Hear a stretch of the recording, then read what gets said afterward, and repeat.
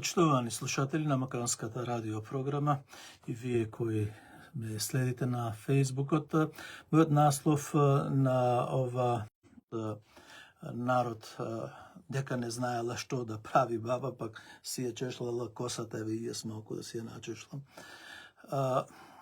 Зборот ми е да упатам од овде, од далечна Австралија до Република Македонија, дека светот на големо се прекројува и секој бара свој спас. Особено кога ги гледаме сега актуелните случувања во последната недела, последните неколку денови, половина од светот или спрема моите статистики некаде 92 држави се во војна, активна војна во овој момент, овие денови. Меѓутоа најактуелна е војната на Русија со Украина. И таму знаеме дека, но ќе повториме дека против Русија војуваат Соединетите Американски држави, Обединетото кралство, Британија, Германија, Франција, сите овие големи светски сили кои со жестоко се обидуваат пред да дојде Доналд Трамп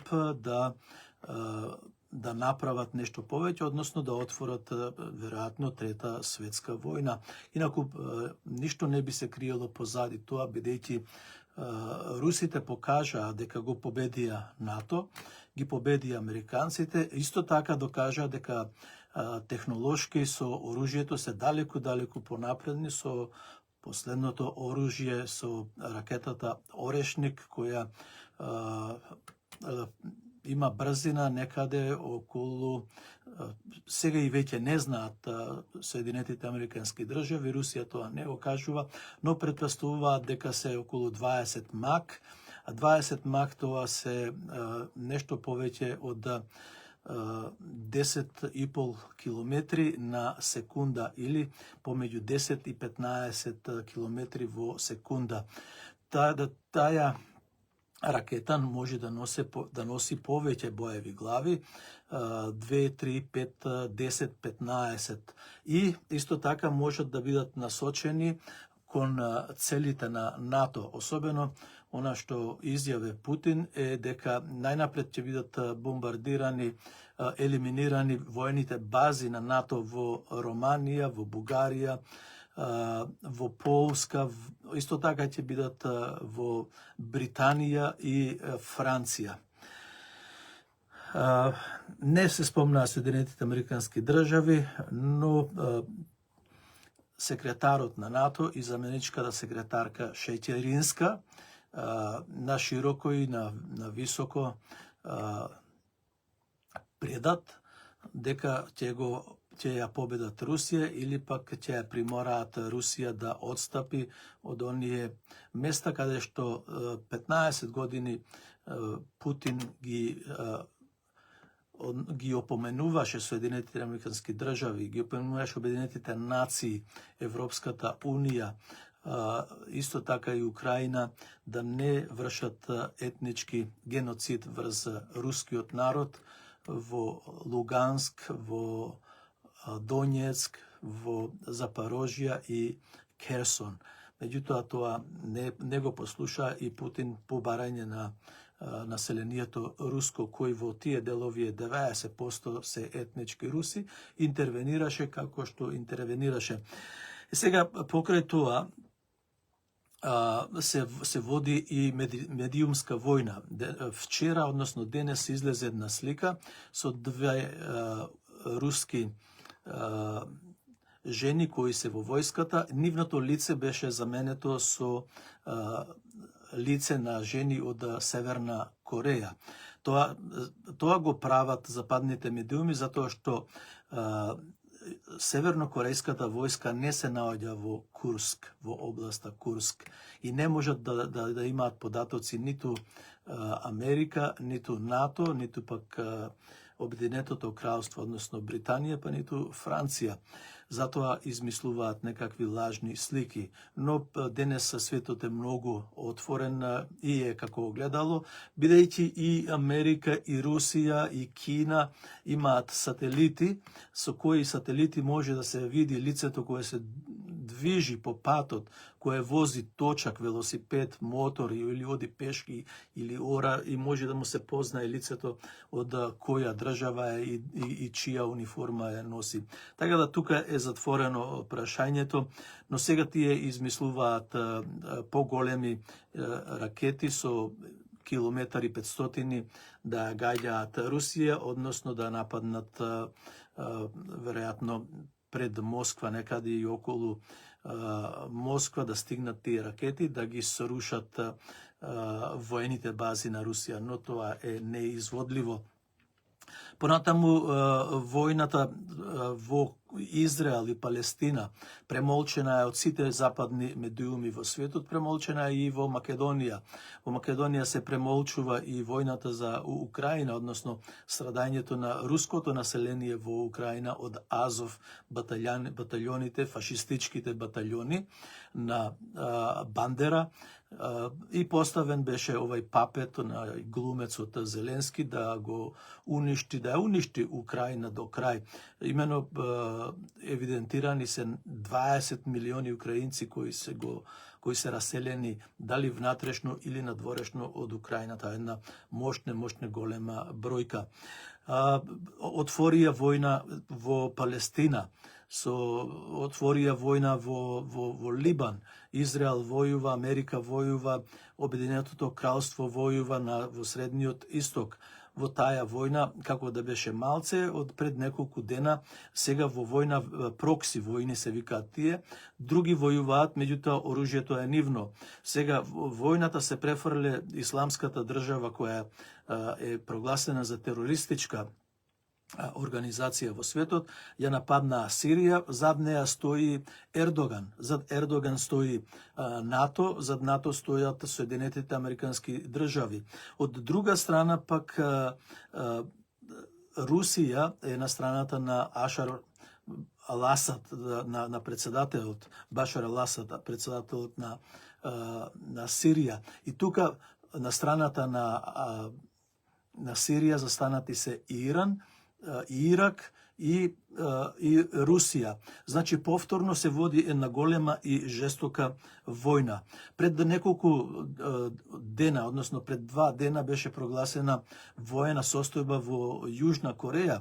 Големо изненадување во светот, председателот на Јужна Кореја прогласе воена состојба со тоа што изјаве дека имала голема опасност Северна Кореја да ја нападне Јужна Кореја и исто така одвнатре да има подкрепа за влегувањето на Северна Кореја во Јужна Кореја.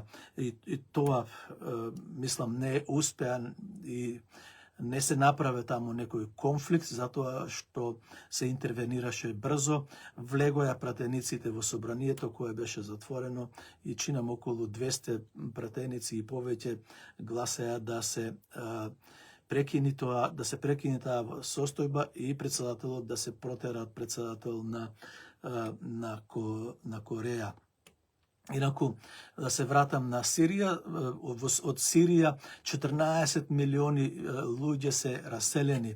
Најмногу ги има во Турција, а пак опасноста е во Ако Ердоган ги пушти во Европа, тоа ќе биде едно масовно населување на Европа со муслиманско население, за кое сега знаеме дека конзервативниот народ на Европа, на Америка победи на последните избори и победува насекаде. Тоа се стори и во Македонија.